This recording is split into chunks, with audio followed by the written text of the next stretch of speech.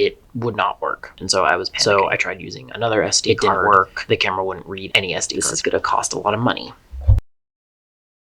This vlog camera had been my life, even though I hadn't really been using it much until right now.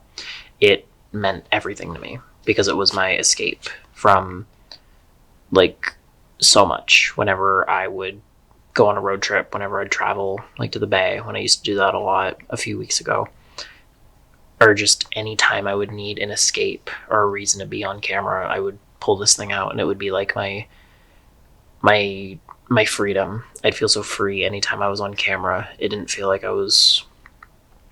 forgot about the stressors of life and everything like that. So what had actually happened to my camera? One day, my SD card got stuck in the camera and it just would not work. It stopped working. I pulled it out and there was a little piece, a little chip missing from it. So I was like, oh, okay, maybe it's like stuck in the camera. And so I got worried. So I tried using another SD card. It didn't work. The camera wouldn't read any SD cards whatsoever. And so I was panicking because I was like, okay, cool. This is going to cost a lot of money. I had a friend look at it for about like maybe a month off and on. I'd bring my camera over. He'd try to get it out or look at it, but he didn't really know what was going on with it either. So I had then just accepted that, hey, I needed to take this to a professional, even though I was dreading having to pay like hundreds of dollars to get it fixed because it was something so small that I easily could have probably fixed it myself. But I also didn't want to risk having it just get worse if I had tried to tinker with it. So I knew I would just take it somewhere and get it fixed. I actually did film some videos on my phone. I'm not even gonna lie. I never thought I would have done that because as much as like any YouTuber will tell you, filming on your phone is like your best camera because you always have it on you. It's pretty decent quality depending on what phone you have. And it's there. You can do everything from this. You can record, edit, and post. Like this is... I think I posted like 2 of the videos that I actually filmed on my phone and they turned out really good. The biggest reason why I don't like to film on my phone is because I like to keep my personal camera roll separate from like YouTube and content creation because it just helps me to not mix the two worlds. Even though for me, what I do for vlogs is very much lifestyle. I don't like my personal camera roll to get mixed up with the vlogs and just, I don't like them getting mixed up more than they need to. Like I'm already having to go through my camera roll to upload stuff for thumbnails or, just use both my camera rolls interchangeably for different things. So sometimes it's a pain to say the least, but I definitely know that it's better this way for me because I would go insane if my camera rolls were mixed up and I have to look through weeks of personal photos to find like last week's YouTube video that I filmed. Like I would probably drive myself insane if I continued to do it that way. How had this affected my motivation to make videos? There was no motivation. There was no way that I felt okay with it because I was already just stressing about the money part of it. The biggest thing that I was like, great, I'm gonna have to pay X amount of money that I probably don't even have to get my camera back for what?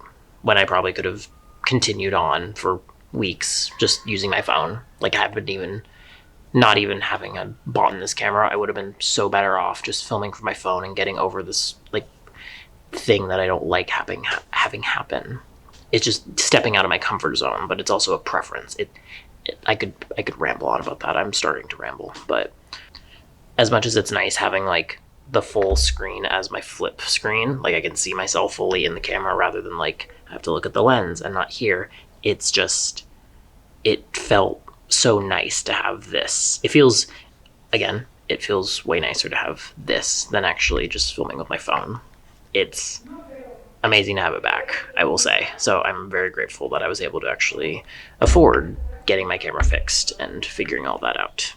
That being said though, if you are looking to get into videography or photography or anything that you think you need like an expensive camera for, your phone is going to work just fine. Like, you don't need an expensive camera to do something like this. It's funny because it's something you hear about from everybody, whether it's somebody professionally who works with the camera or like another YouTuber. It's one of those things where you don't need the expensive gear. Is it nice to have? Sure, but you don't need it starting out. And I really wish that I had actually like thought about that and had taken that to heart when I was starting out doing this, especially when my vlog camera was broken. Even nowadays, I don't like preach what I say with it. The day that I went to get it fixed, because I was scared to know how much it was going to be. The total ended up being about like $300, so it was like about what I was expecting. At most, maybe like $400. I think they also gave me a quote, but I had completely forgotten it. So when they showed me the total, I was like, oh, okay, that's fine. And I remember I was so happy when I had gotten it back. Also because I had a job interview that, like literally 5 minutes after that happened, and I got the job. So that was also exciting. But unfortunately, I didn't end up accepting that job. So it was very like a lot of good and bad news in the span of like 24 hours. So it was a lot of emotions going through my head where like, oh, I have my camera back, I can film, like I want to use this for my freelance work, because when I got my camera back, I knew that this was my sign to use it and do freelance work again and like actually make a lifestyle out of it. And that's what I really want to do, because especially after just so much stuff that I've been through lately, it's just, trying to come back from being in a headspace where I worked a toxic job that took all my energy to now only working that job part-time and being able to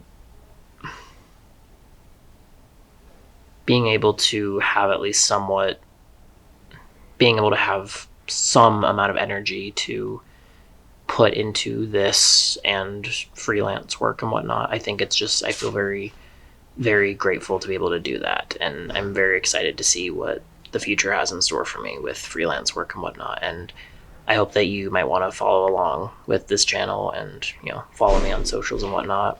I'm not one of those people who's going to like tell you gotta go subscribe or whatever. It's just something I'm probably going to hate not being good at. But if you wouldn't mind, subscribe if you want to see more videos like this.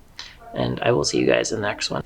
And remember, be true to yourself and be true to others. I will see you guys in the next video. Bye. And be sure to be true to yourself. Be true. Oh my God, I completely butchered the outro. It's like, what is it? Be true to yourself. Be true to you and be true to